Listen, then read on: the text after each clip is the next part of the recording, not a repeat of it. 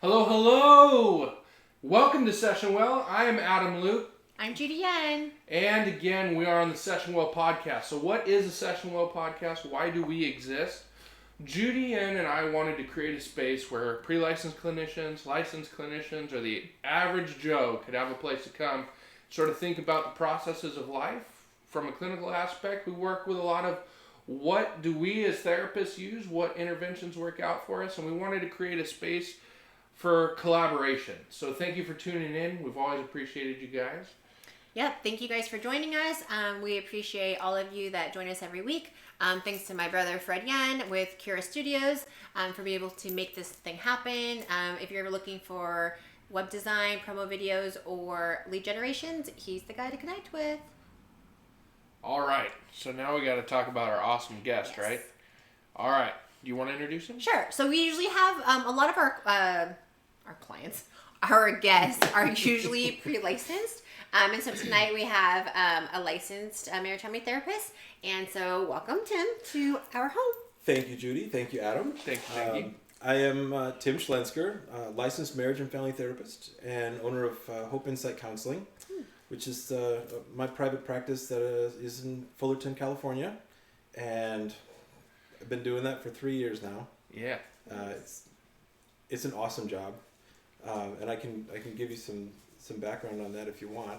But another job that I have is working as a MFT at St. Jude Hospital with their oncology patients. Okay. So all of my referrals there come through the cancer department, the cancer center. So that I basically sit with them, work with them, the patients themselves, as well as their family members, and just help them have as little stress in their life as possible, and try to as best as you can. Yeah, I mean, getting through the disease is one thing. Getting through the treatment is a whole nother thing. That's true. And it's very, very heavy stuff. So that's my second job. My third job is school counseling.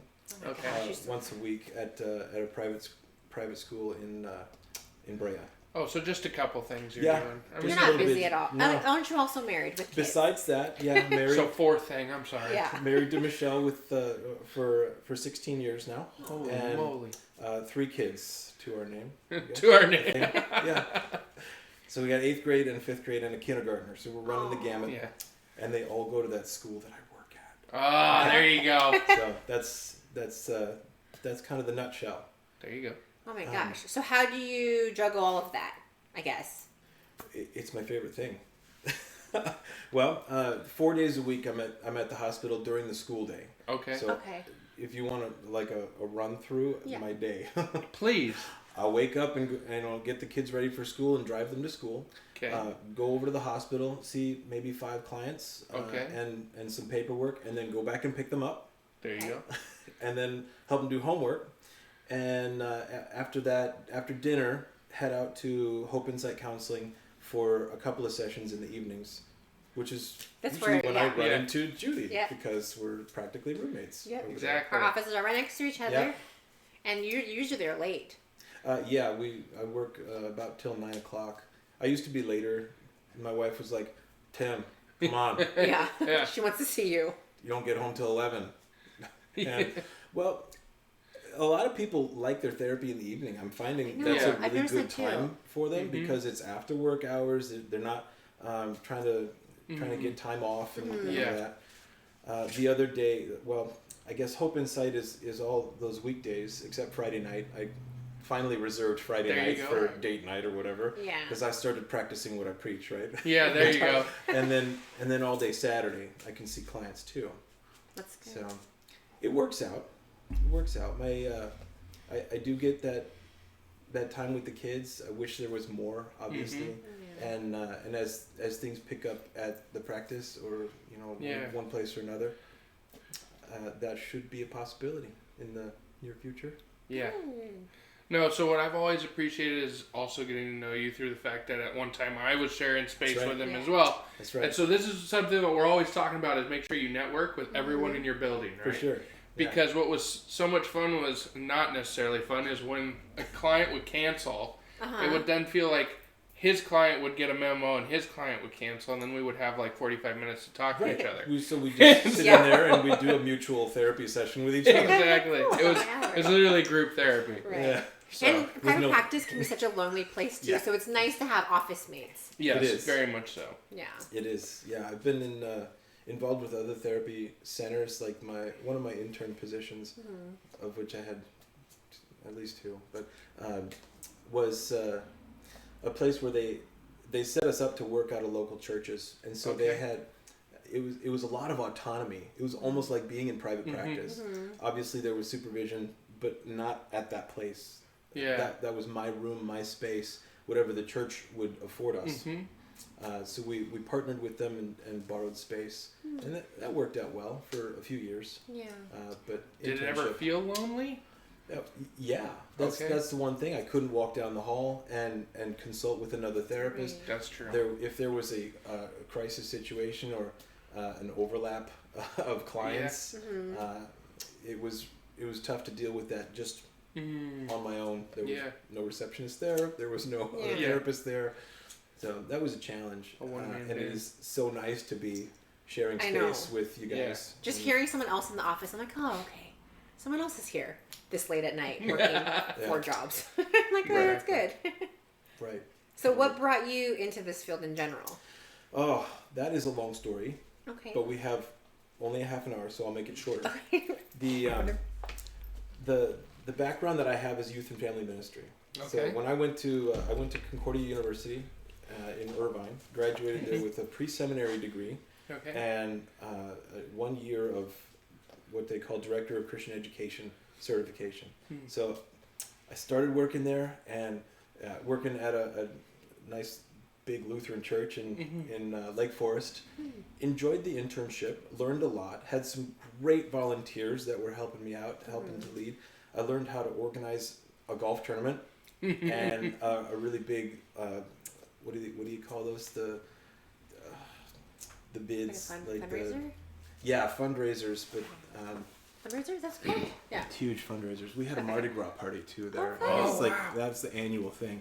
But one of the things that I was realizing was that in church work, about 20% at the most of the church work job is actually doing ministry with people, and the rest of it, in my experience, was administration.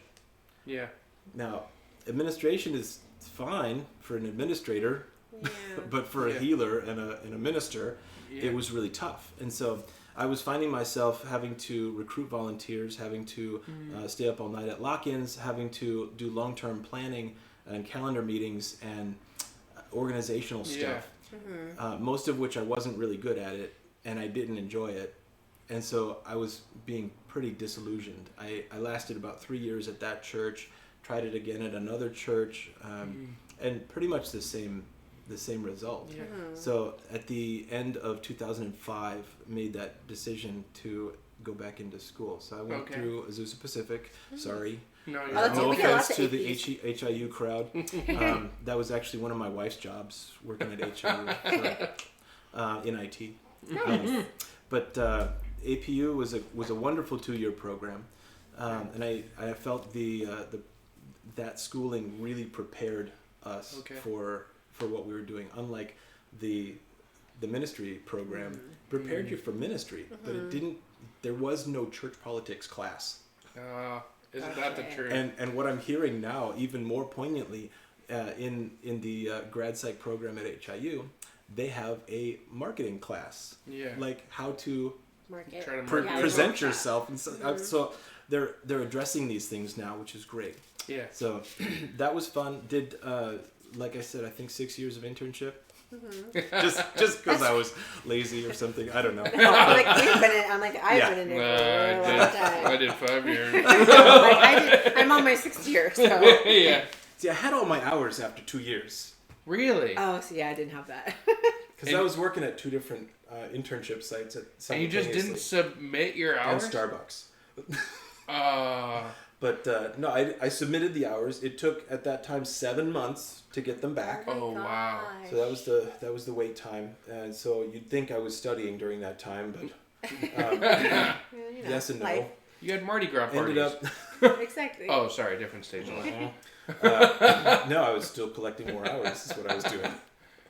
But that was about 2012, I guess. Wow. In the midst of that.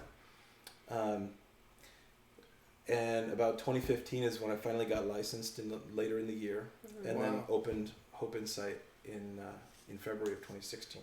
And is that So- practice all your own? It Like, is all mine. It is a sole proprietorship. Okay. There you go. So how did you come up with that title or the name for your practice?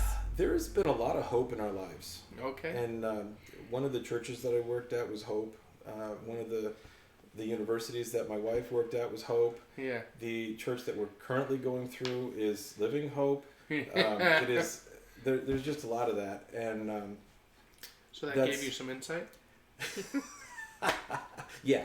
So I love that the idea that my tagline, I put this at the bottom of my business card or whatever. Come find insight for the hope in your life. Wow. And that's kind of the goal of therapy with my clients. Yeah. Is that awareness that they don't already have coming in, because people come into therapy feeling stuck. Oh. Yeah. At the very least, if not depressed, anxious, agitated, at odds. Just pile it on. Yeah. And what I end up trying to do with them is trying to find that hope that's in there somewhere, but it's just so overloaded with other stuff. Yeah. So that's where that came from, the Hope Insight Counseling. So I thought what was interesting is we always, with our guests, we say, hey, come up with your topic, and we'll go Title, from there. summary. And so your topic, and I'm going to butcher it because I'm going to paraphrase it, but essentially you were talking about living life intentionally, right? Yeah. I'm not sure if it's a real word. I've seen it before somewhere, intentionality. Yep. But if it's not a real word, it is now. Yeah. It's trademarked. I I've Googled told it. I people think it's it is going a to be real the word. title of my book, but There I you go. Good. haven't started writing that. So anyway, So what made you come up with that? I guess the journey with a lot of these patients, clients that at the hospital we call them patients, And then you got to switch and it then back I have and to go forth. back to my private practice. In my notes, there's so many scratch outs now. It's like, never mind. Is all trying to one, raise their self-awareness. Two, raise the awareness of the situation around them. Yeah. So if they're growing in their realization of their own stuff, their own needs, their own gifts, their own situation, then they have a better position to start gaining power to change it. Yeah. Because if you don't know where you're at, you can't get anywhere. Yeah. This is true. Well, I think the one that's always stuck out in my mind is if you can't recognize danger, you don't know how to stay away from it either, Yeah. right? So even in the good things, I can't even recognize the good stuff in my life. I'm not going to recognize the bad stuff. Yeah. So that's where I start usually, is that self-awareness piece, trying to get people to recognize the bad stuff, the bad stuff that they grew up with from ancient history. Yeah. Because my first session is obviously get to know you. This is kind of like a good first session. Yeah. But the second session we dive into an ancient history lesson of that client, and we start with how far back can you remember? It's like 101 questions of this is your life. Okay. And so we get a thorough picture of what they went through. Yeah. Which is very informative to me and to them, because now they're able to start making connections. Oh, that's why I do this and that, and that's why punitive parents or whatever. That's why I relate to my spouse this way, or my own kids. So that's the first two sessions. Yeah. And then the second session is looking back through that history and saying, where are the hurts? Where are the needs? And so that ends up being the treatment plan a lot of times. And I inherited this from one of my supervisors. Kind of developed a little bit, but he was a good friend of mine up in Rancho Cucamonga in Riverside. Yes, I drove out there for one of my internships. Wow. Oh my, that's really far. One of my internships while living in Brea. Yep. We'll do whatever we can do to get to whatever internship Yes. we can get to. Yes. But I think it's the point that I really like that you just made is sometimes, well, I think for a large part of us, we've lived our life stories, but we've never taken the time to actually tell our life story. Reflect on it. And so when we actually speak our life story, all of a sudden you start to you make that connection, right? And then I loved how you were talking about the fact that sometimes then it's like, okay, let's edit the book per se. Yeah. Like, what don't I want to go into the later on chapters? Yeah. Because that is a lot of what we deal with. Is sometimes that's, especially when you're talking about intentionality. Okay, let's be intentional with our actions. And guess what? You can actually remove certain things. Yeah. And most of these people need to go through reparenting, which is why, the intentionality has to be there to first know what the problem is, know what you're lacking, and then fill in what you lacked in your family of origin, which is, we could point fingers and say, "Oh, mom and dad, you're so inadequate." Right. But why? Secondly, they don't want to discount the relationship with whatever relationship they do have with their parents. True. Because we're supposed to honor our parents. Yeah. And that's not hinging upon how talented our parents are in parenting. Yeah, that's the truth. So we want to maintain that balance of seeing them as respectable elders, but at the same time knowing that they could not or did not give us everything that we needed as a kid. Yeah. And so filling in the holes, not just from them obviously, but from friends, from mentors, from supervisors. My first supervisor, super nurturing woman, wonderful, very containing. Okay. But she was also able to kick my butt. Yeah. And she had that power. That gift. She had the skill set, right? Because that's essentially what you're talking about as well. Is there is good mom. There's one thing, of course. There's one thing to respect your elder, but also recognize a skill set they didn't have, and that doesn't automatically mean that you're disrespecting them. Right. Or discounting them as. It doesn't mean they're bad people. It just means that they're limited, like we all are. Ain't that the truth? Has it affected the way you parent your own children? I have. Yes and no. I mean, there's still times where I catch myself doing automatic things, and then afterwards I go back and think, that was probably not the best I could have done, and so I find myself having to go back to the kids and apologize, which is fine. Yeah, that's great for them. To be able to teach them humility, we first have to own it ourselves. That's the truth. So that's one way it's affecting my parenting. Yeah. Plus, their street credit, school goes way up. Yeah, my dad apologized to me. What's funny is He's not a know-it-all. All their friends at school know who their dad is. Yeah, of course. Oh, that's right, because you're the school counselor. School counselor. I can't tell you anything. Is that weird for you or your kids to have you be there? Or do they like it? Do they find it interesting? Yeah, I think they keep that confidential from me. Yeah, of course. But no, if it's like obviously my own child, of course, or the best friend of my own child, I'm not gonna. Yeah, I don't see them. Okay. There you go. We'll refer them out or send them to the Yeah. principal's office. Something like that. But yeah, it hasn't posed a problem so far. Nice. So sometimes when I was in private practice, I noticed themes would seem to present themselves with the individuals I was working with, where you really start to realize those blind spots, right? Yeah. And so again, going back to intentionality, where do you see this happen most often with individuals? I usually notice it most within marriages, and Wow. so I have a video series on my. There's probably only half a dozen there, but a video series nonetheless on intentionality in marriage on my YouTube channel, Hope Insight. Perfect. YouTube channel.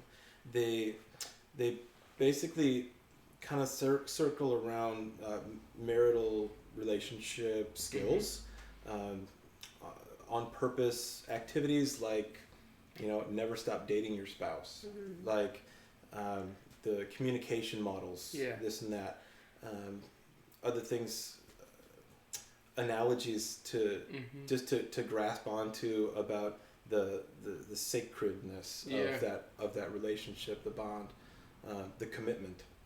You know? I think it's interesting when you're talking about the intentionality of getting married, right? So, really, like, I've always loved to use the word courtship because, again, no matter if it's present day or it was 1700s, we still court. It's just different in our society, of course. It's too bad. It is too bad to a certain degree. Of course, I don't want to go dancing and meet you in random castles. But anyways, we love castles. I know. So, but the thing that gets me is, and I've probably noticed this the last year with my wife and I, of really realizing like, oh, holy crap, we dated for 7 years. We were very intentional about spending time together, very intentional about everything that led up to getting married. And then our first few years of marriage have been rough from a financial standpoint because we had job losses, we had a lot of things that happened. Yeah. But it was outside of your control. It was, but at the same time, there was still a dynamic of being in control of chasing my wife, right? Like that, we could sit there and say, well, yeah, a lot of crap happened, debt happened, blah, blah, blah. But you know what? Like, when I was flat broke, I still found a way to take my wife out when we were dating, right? So maybe it is a red box movie and a box of popcorn. Like, you could make it happen, but for so many reasons, I think in my mind I was like, well, that's not a date and I'm overwhelmed and I just want to sleep, right? That was just like, that is my like number one like go-to was like, just put me on hush mode till money comes in. Like, and then it's so easy to justify that. So easy. But at the same time, it's easy for me to justify, but I was still starving my wife of something, of right? affection. Of attention. You know, and so that whole dynamic of like, when I do couples work as well, of like, so when was the last time you guys went on a date? Well, we go get dinner. Okay, well, tell me what dinner's like. And they're like, well, we show up, we stare at our phones, we order sushi, and then we go home. Or we talk just about the kids. I've noticed that too. Like sometimes couples just talk about kids and not about them or other life things. And it happens with other ways too. I mean, like as a female too, it's not just you guys courting us. It's also like we also have to be intentional about, you know, respecting you, affirming you, and like essentially also dating you. And we get just as tired, and we get tired with like kids or jobs or clean the house or whatever. But I think that men still also need that constant affirmation as well. I think that's something that's not talked about, because we would like to say it's always us pouring into you. And for a lot of guys, I think it is a whole new level of vulnerability to say, like, no, I like to be told my beard looks cool. Or, like, you know, like, beard. I don't have a beard right now. Don't worry, it's coming back. Shave it off. But, I mean, there are those things of, like, actually giving yourself the space to accept compliments from your spouse or your significant other. Yeah, that's one of those wisdom, I guess the wisdom points that I always try to hit with those couples is that even the importance of quality time cannot be underestimated. And that even when there's 3 kids running around the house, one of those rules of thumb, you got to have enough babysitters on your list so that whoever you call, you know, somebody that you call is going to say yes. That means more than 6. Oh, wow. And most people only have like 2. And when it comes down to it, and they're like, oh, it's like date night, we're gonna go out. Oh, there's nobody to watch the kids because they both said no. My parents both said no. And so that's one of the needs of let's make a list of trusted people that you can leave those youngins with, because you guys need some alone time. Exactly. Because when I talk to them about the importance of their children, that's a lot of times where the main focus for the marriage is, why'd you get married? I wanted to have babies, you know, because that's one of the goals that people have in their marriages. Like, both my wife and myself both wanted 4 kids before we were married. Wow. Then we had 1 kid. And No, we don't want 4. 2 will be fine. Ended up having 3. Yeah, it's weird how that happens. Yeah, it's weird. Yeah. But no, we're done. No 4th kid. But the focus is it almost necessarily so heavily on the kids and how they're doing in school and how they're doing, health-wise and just getting them to function. Yeah. It really detracts from the quality time that we get to have. Now, my wife and I, we sacrifice, okay? And what we sacrifice is sleep. Because when I go to Hope Insight in the evenings, that's more time in the evening away from the family. And yes, I know that this is not an ideal situation. When I get home, most of the time the kids are already sleeping. If not, the oldest one, 13 years old now, she's in her bedroom finishing up homework. But that's the time, like after the kids are asleep, we'll sit on the couch, have a drink, have some chips, just enjoy each other's company. Either that or watch some Netflix together and just chill. Yeah. But that's where we sacrifice one thing or another. It's either that quality time or sleep, which we also desperately need. Right. Yeah, of course. So that intentional dating and the number of babysitters, Well, because you also highlight there the fact that, yes, we're so focused on our children, raising good children who are not dicks. And anyways, that the quality of the marriage goes by the wayside. Well, and so what are you teaching your kid in that mix, right? Because you're teaching that marriage is not the priority. Right. And so then we wonder why our kids turn around and they're like, "Oh, wait a second," because as men, we have to role model for our sons and for our daughters. And just as much as women need to do the same thing. It's one of the reasons we see the divorce rate rising. Because generations have done this in the last 100 years or whatever, focused so highly on the kids that the marriage falls apart. And then by the time the third one is 18 years old and he moves out, we're like, you look at your spouse and you're like, who are you? Yeah. It's almost like a dissolution of a business, right? Yeah. It's dissolving a business. We're done with our goal of raising our children, and now what? Now I'm bored with you, so because we don't have a purpose. So one of the things that I do with couples is give them purpose or help them find it. Yeah. I ain't gonna do the work for them, right? But I help them discover what their new purpose is after raising kids, or even before the kids are done being raised, so that there's continuity. The purpose can even be a family purpose. I'll have a family write a vision statement. Just work on the mission of their family and like what they want to accomplish together, how they want to nurture their own relationships, things they want to, what job they want to get in. I don't know, but it's a family effort. At that point, they're working together towards a common goal, and the husband and wife still have connection and purpose and meaning. The whole process seems very intentional. Yeah. Which would match kind of the title. It always bothers people when I say your kids are not number one. I love saying too. that. Oh, it's so good. But I don't say it that often. But that is what I also personally believe. And they look at me like I slapped them. Yeah. And I'm like, look, if you want your kids to be first, that's great, but they're going to grow up acting like that. Yeah. That they're going to be first. Plus, your spouse is going to feel like number two.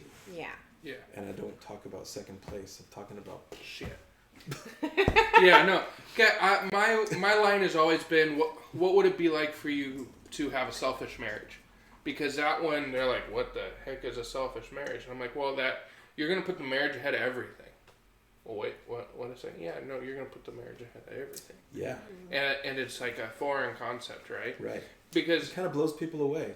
Because it's all boundary work, really, in the initial stages of like, well, I loved when I would sit down with couples and hear them talk about like holidays are coming up and whose house they're going to go to, and you'd hear about how both of them would sit there and essentially say, we are massively unhappy with the plan that we have, but we're going to do this because we feel obligation or we feel whatever. Mm-hmm. And it's like, just from a psychodynamic perspective, right?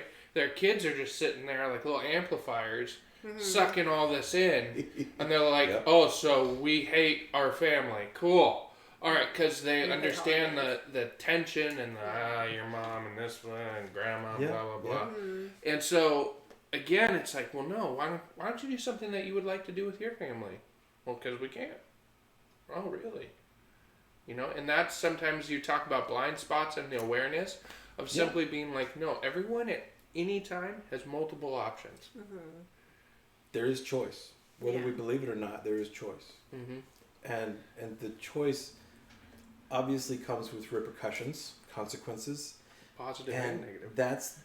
that's one of the things that keeps people stuck. Is there's no safety Yep. in making a choice.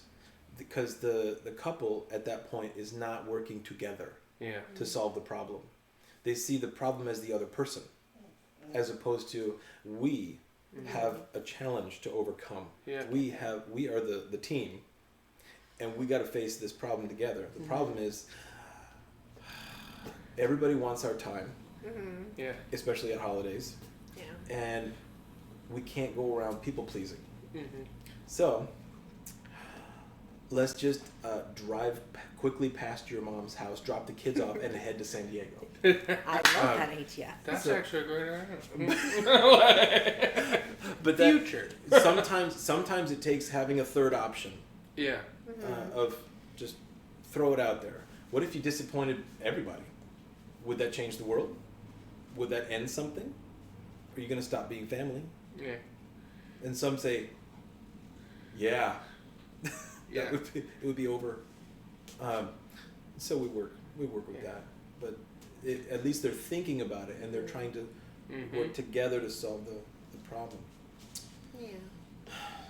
Also, what you had mentioned too is that it seems like intentionality is very much present in your couples work.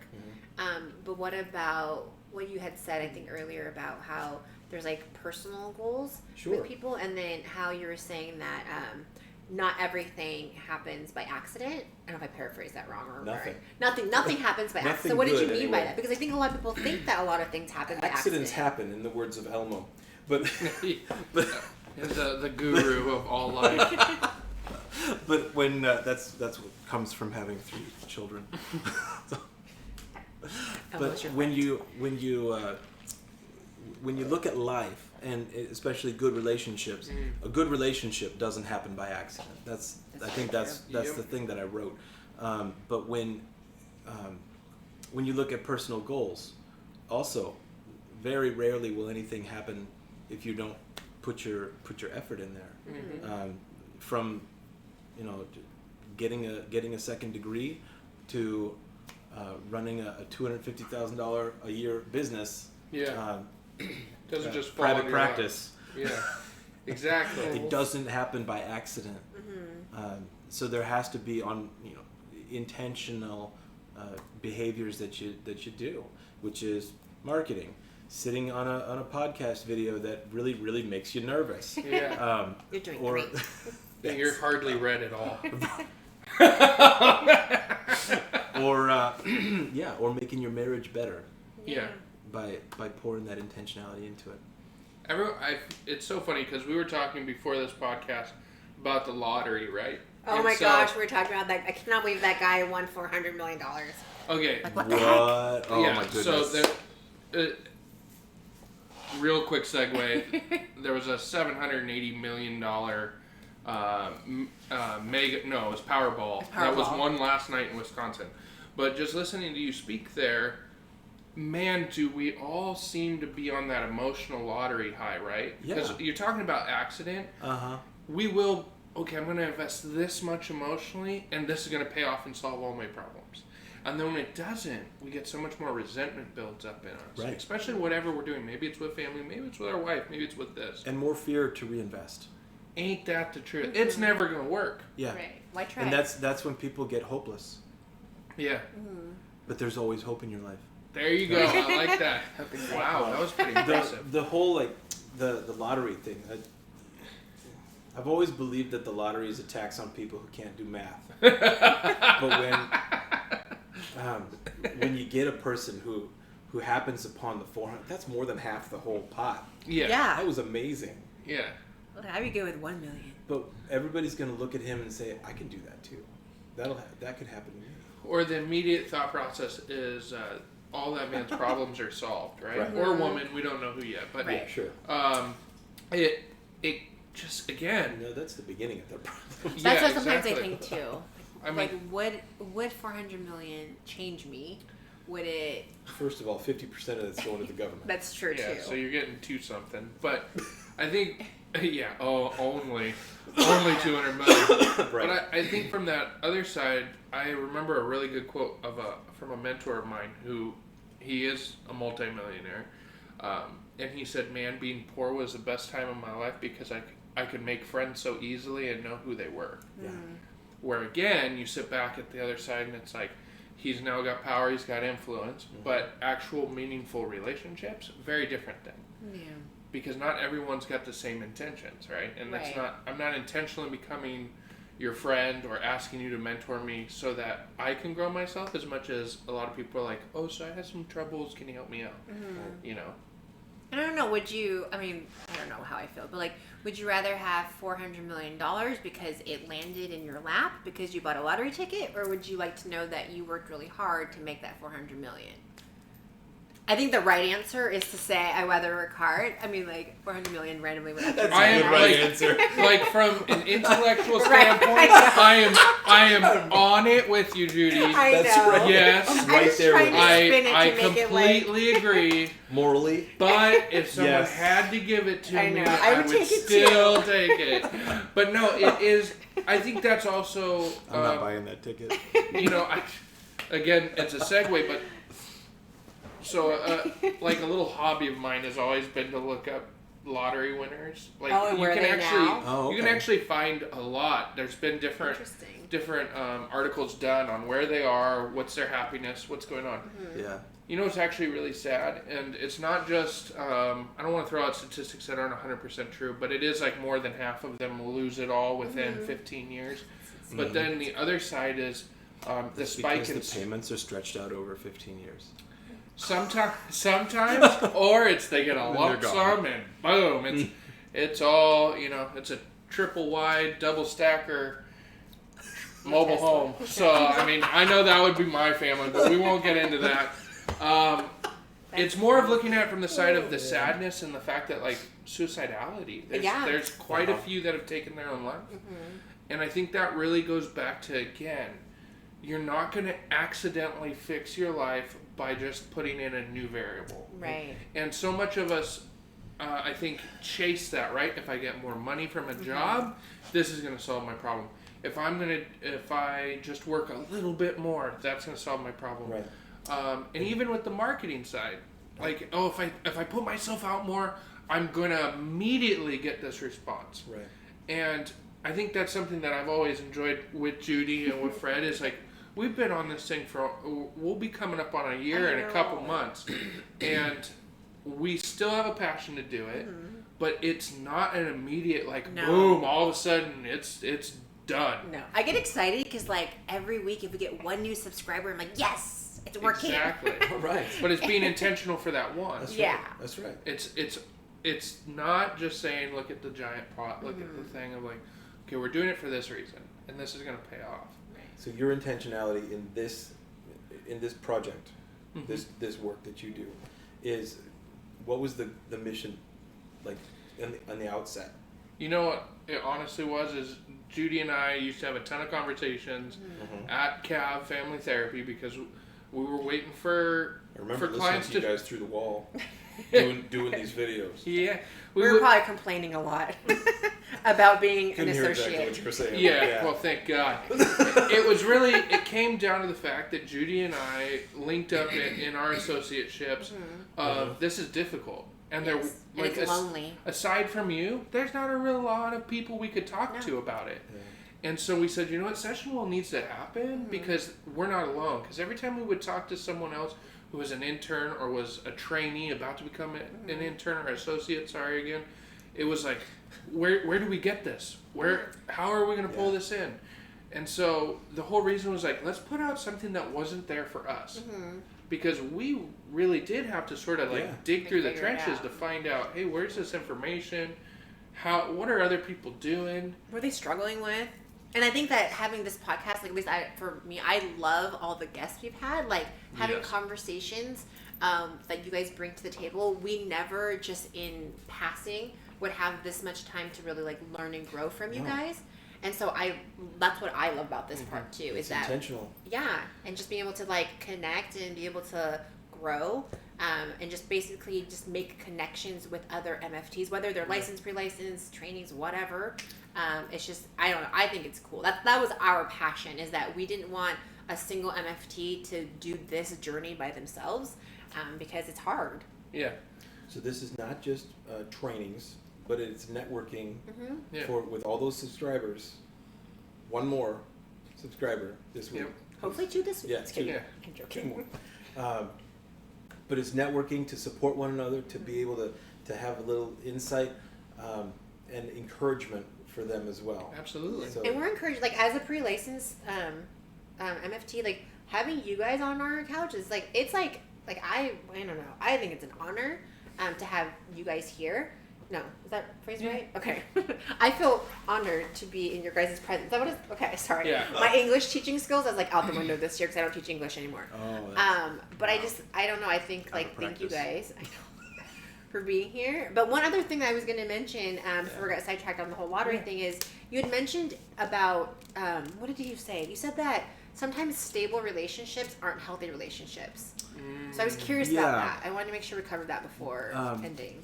The word stable in my mind, I guess, is often kind of blanketed over that healthy connotation, and just because it's stable, which means there's a status quo. Yep. Which means I know what to expect. That could be a stable abuse. That could be like the same abuse happening every day, and it's just overlooked or brushed under the rug because they don't want to upset the apple cart. They don't want to make big changes in their lives. They're afraid of the consequences, and this is, in that case, it's victim mentality. I get comfortable calling myself the blame, putting the blame on myself for, and in some way deserving this abuse, and so I'm not going to change anything because I'll be the one to lose. I'll be the one to get in trouble. In that arena, it could be very stable. It's not healthy, Right. for sure not. Because there's So been a in lot that- of kids raised in very stable homes Yeah. that, and this isn't put down marriages, but this is to talk about the fact that yes, they worked really good as a business pair, a husband and a wife, making sure it worked, but it wasn't necessarily, maybe it wasn't a loving place, nurturing place, and it could be, like we're talking about, it could be a skill set, our parents came from their own sets as well. Yeah. And maybe that wasn't how your dad was raised. Maybe that wasn't how your mom was raised. Right. It's hard to call, just because the parents have been married for 40 years doesn't mean they're healthy. Mm-hmm. So, one of the intentional things that maybe a 16-year or a 20-year or a 40-year marriage could do in order to show or reflect healthy upon their kids, whether their kids are 12 and 13 or in their 30s, they're going to see what they're still looking at their parents to see what those parents are doing. And if they see the 50-somethings going into therapy, the 60-somethings going to improve their marriage relationship, that still speaks volumes to the family. And it has the power to change a generational failure. It's still worth working on, right? It is. It's still worth. As long as there's a heart beating in your chest, it's still worth looking at how you can grow, how you can improve, what you can do different to make your life better. And it's a lot of the topics of conversation that I have at the Cancer Center now.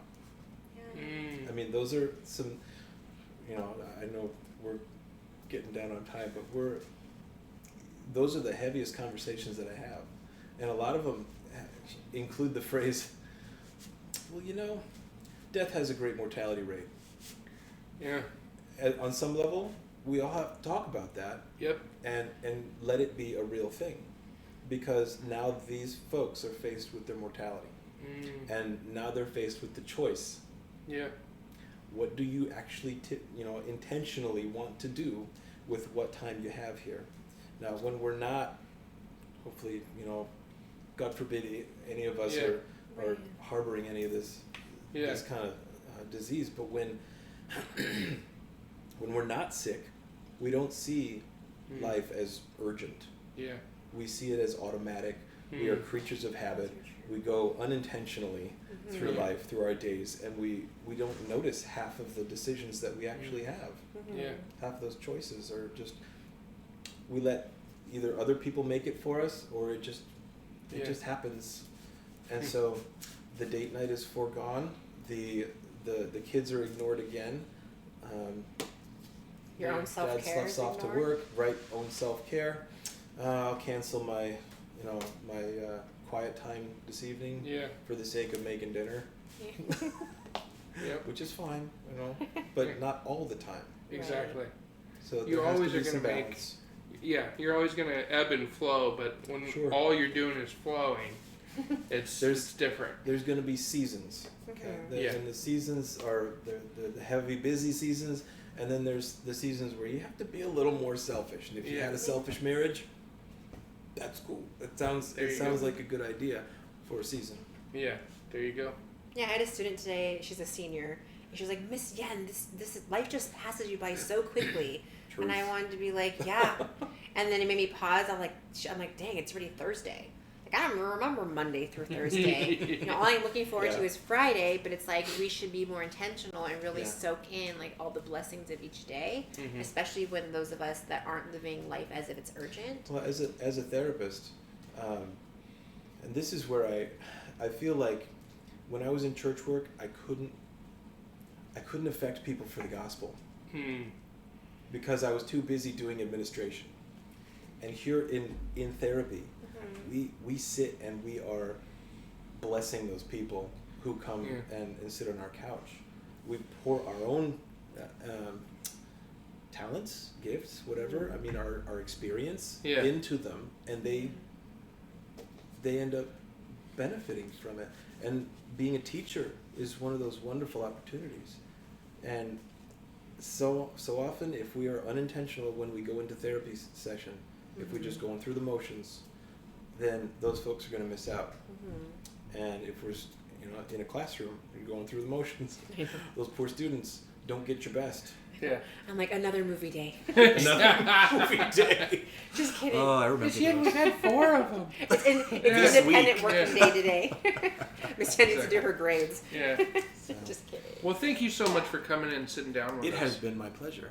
If you had 3 takeaways for our audience, what would they be? Oh gosh, I can't remember what I wrote. That's okay. You can 3 do one. takeaways. What do you want them to know? Take care of your marriage relationship intentionally. Make quality time, or set aside that. Make it holy. That means set apart. For, and make sure that your spouse feels that you that you have that time set apart. The another thing that I would say is make sure you're intentional about self-care. Yeah. Okay. Isn't that the truth? Yeah. Oftentimes that goes by the wayside too. And the last thing, Starbucks is awesome. Okay. We'll take it. We'll Yes. take it. We'll I don't take know. it. We're good. Thank you so much for being Yeah. here. Thank you guys for joining us.